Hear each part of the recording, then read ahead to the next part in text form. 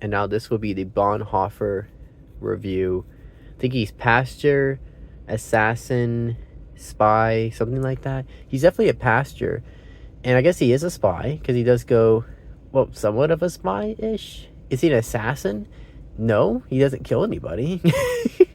The one dude that was gonna kill Hitler, I like to see. He actually I wonder how this was a creative liberty type thing, or this actually happened. Was there a guy, he actually had a bomb strapped and he's showing Hitler like war spoils, but he doesn't stay too long, and I guess maybe he put the timer on too late. Because then he's running to like the bathroom, he puts it in the sink, and he like disarms it because obviously he don't want to die. He doesn't want, he's like, fuck, I don't want to die now.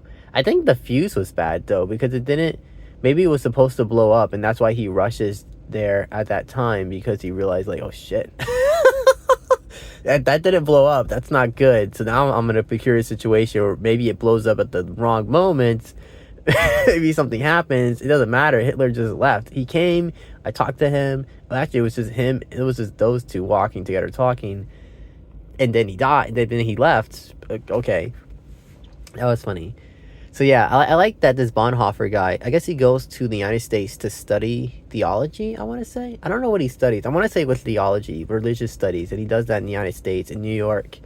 And I guess he befriends, maybe it's, I don't know if the fact that it's he gets to experience Black American culture, maybe in particular, that gives him a newfound awakening. The Black church, maybe the way the church is structured there. It's I want to say it does probably have an impact, because maybe he went to a white church and wouldn't be so sort of sing-songy, perhaps. I don't know. But I like that he comes to the United States and he experiences a different culture, a different way of worship and religion. And it does have, it seems, at least in the film, it seems to like make an impound, like an impactful, how do you call, impact on him. And I think he even takes a tour. He even has like the reverend tells his friend, because like that's how he gets in. He gets in via his friend invites him to the church, right? And he says, why don't you take on a tour of our country? And we see one scene in DC, and this is after they try to get a room. I guess it's, so up until this point they had not did a experiment. Well, actually, you know what, makes sense. Maybe he left from New York to DC. It's not that far of a drive, right? Like 4 hours. This is like the 1930s or something, so maybe like in that time traffic wasn't too bad. You can make it there within a considerable amount of time. I don't know, but we know that he's there. And how do you call, he oh my god, what was I gonna say? I was thinking of something. Yeah, he gets the room, $2. It's simple. The other guy goes in the room, immediately met with like hostility and anger, and that was just a highlight to him, like you know, hey, there's some nasty men back here. You know, this is the reality of being Black in the United States. For some people that are not white in the United States, this is our reality. And I like when he said like, oh, in Germany, I'm so glad we don't have this. But of course they tell him like, oh, but you shouldn't be so soon to say that, because maybe you could get something similar. And then of course we do get something similar, right, in the form of Hitler. And I like when he comes back and tells his family about what he's learned in the United States by playing them the song, the jazz music. And then they start telling him about like all this whole Hitler thing that's going on, this crazy Führer guy. And he mentions like it gets mentioned around when word, you know, like oh, you weren't here, like who is this guy? No way this guy's doing this. No way he's infiltrating the church in Germany, the German church. And they're like, well, yeah, he's already did actually, and the reason you don't know is because you were gone, but if you were here you would have known. Yeah, this guy been doing this shit, bro. Like, this guy's been here, he's been doing this, and you would know if you were here, but you weren't. I like he never marries. We don't see him date or like fall in love with a girl. So I'm wondering, maybe he really devoted his church, his life, like kind of like how Catholics will devote their life to the church. If he did the same in the German church, he devoted his life to the German church, his life to religion. I mean, to be fair, there was a war going on, and he was he was an activist essentially, right? Trying to fight the, and I guess he was a pacifist, and as well too, right? He would fight it with words, with sermon, with religion, basically, and I like when this one preacher guy has he's preaching in the church, and you know when he's doing his speech, I think this is the first time he said this speech, it was in Berlin, that he's gonna get arrested, especially with this dude looking at, he's like, this guy looks like John Cena. He's like a skinny John Cena. He's mean mugging him, so like obviously he's gonna arrest you Maybe he's even gonna kill you because you said you even pointed him out and said, "Look at me when I'm speaking to you." But he says that when he said I wasn't a unionist, so I didn't speak out because I wasn't a unionist when they went after them. And he said when they went after these Jewish people, I didn't speak out. I wasn't Jewish. When they went after so and so, he kept naming so and so organization, group of people, blah blah blah. When they went after them, I didn't speak out. I didn't do anything because I wasn't this, I wasn't that.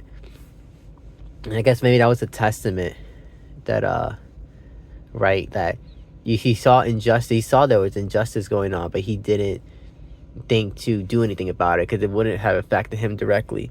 But of course, when they started going after the church, then it was a different story. Then he said, okay, well, now I'm gonna speak out. Now I'm gonna go and do something, right?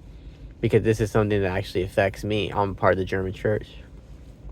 One thing I like with the German church attire, I don't know, maybe it's official. I'm gonna look it up on Google because I'm curious. But it looks like Catholic clergy clothes, but you can see it's different, right? It's not quite. It's like this long white stripe that hangs off the collar. And I'm wondering, it looks like it would be a whole piece of a collar, but I think it's just a piece that connected to the collar that extends downward. And it's just like a lone standalone piece, or maybe it's stitched to the lining of the shirt. I don't know. And then it's all black gown. And I thought that was kind of cool. Oh, that's like the German church type attire. Like they have their own attire, and maybe it's based sort of on Catholicism attire to some degree. I don't know, but I thought it looked cool, kind of cool. That sort of stark, that unique difference there. And then I never heard of this guy either. I never heard of this German church fellow. I never heard of Bonhoeffer. I never heard of Hitler infiltrating, but it makes sense that he would have infiltrated the church as well. Apparently, maybe they showed one scene when they put Mein Kampf as the Bible, and I wonder if that was was that just to put there to highlight, oh, remember this book that Hitler made? Or did he actually put his book as the Bible? Because there's also another scene where the guy talks about the German Bible, the new Bible for the German church. And he says, how there's 10 commandments? Well, now there's 12. And Jesus is, he's Jew, right? Ancient Palestinian Jew. Well, now he's an Aryan. They has been completely rewritten. And so because he brings him over to this place to I guess do a secret, I think this is when he comes back from England too. It kind of gets hazy for me, the timeline. I know he goes to the United States, and that was when he was studying. Then he comes back to Germany. This whole shebankle's going on. Oh, sorry for that sneeze. But he goes to England. I think this is after he comes back from the UK. He goes to the UK so he can tell this journalist or some pastor guy that's over there to write a newspaper to preach about what's happening in Germany. Mind you, this is all happening before, I want to say before World War II kicks off, I think. And then we get these scenes from the present day, at least in the film's present day, of towards the end of World War II. It ends in April something. It ends around April. It's 1945. He gets killed on April 8th. And then I think by then the war, maybe you can say in some parts, in some sort of sense, I don't know when the war was officially over, but in sort of sense, it's coming to a close, basically, right? The war is coming to an end. Things are starting to catch up here. Things are slowing down. And it even says that war is kind of over. Is it? You saw the planes, you saw the bombs going off. That's obviously not you guys. That's not you. That's the Allies. That's some other people that were fighting. It's starting to come to a head, is it? But he's executed before he can be rescued, because the Allies, it says in the film, these captions come up and it says the Allies were able to rescue the rest of the men, but they weren't able to rescue Bonhoeffer, which makes him a martyr. Maybe that's a good thing that he died. In some sort of sense, it is, right? Because he does get made a martyr, essentially. And they even show, towards the end of the film, they show, this statue. And the statue says, how do you call? It says his name on the end. And he's, denigrated as a saint. So, he's a saint now, I guess. At least in the German church, he's a saint. And it's kind of, I guess that's another model of Catholicism, of the Catholic Church. Catholicism. I think I'm mispronouncing it.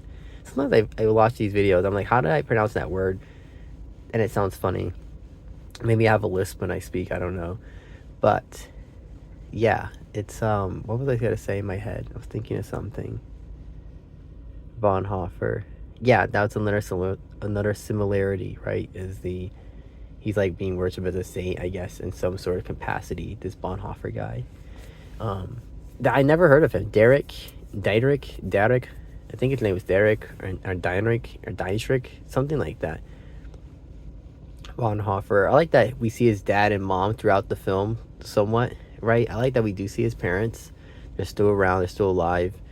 And his sibling. I think he had his one of his older brother dies in the First World War, and I'm not sure how. I guess the impact that had on him is the Bible. Maybe that's what made him even more sacrilegious. Because his brother says, like, if I don't come back, he says to mom, if I don't come back, give him my Bible and tell him I highlighted all the best parts. I guess that was kind of sweet that he would say that to him, and he said, like, yeah, go ahead here, give that to him. But what was I gonna say? I was thinking of something in my head. Oh God, what was I thinking about? The Bible. Yeah, I guess that's what that scene's supposed to highlight, like how important his brother was to him in sort of that sense. Pastor. Yeah, he was the pastor.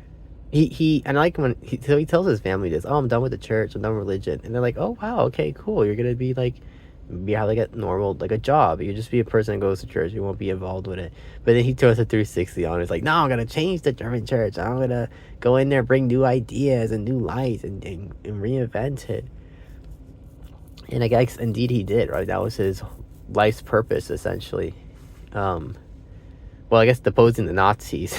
That's really what it became. And then when I also like, yeah, he devoted his life to the German church. And I guess that's why I never heard of him again. Never heard of him before, because I don't ever even heard of the German church before. But yeah, it was an interesting movie. It's an Angel Film Studio movie, and what I call it, a Christian movie, I guess. There's a lot of mention of God and religion and like odes of faith. So in some sort of sense, it sort of kind of harkens back to religious values. But it was a nice watch. I did enjoy it. That's my movie review for Bonhoeffer. Thank you for listening.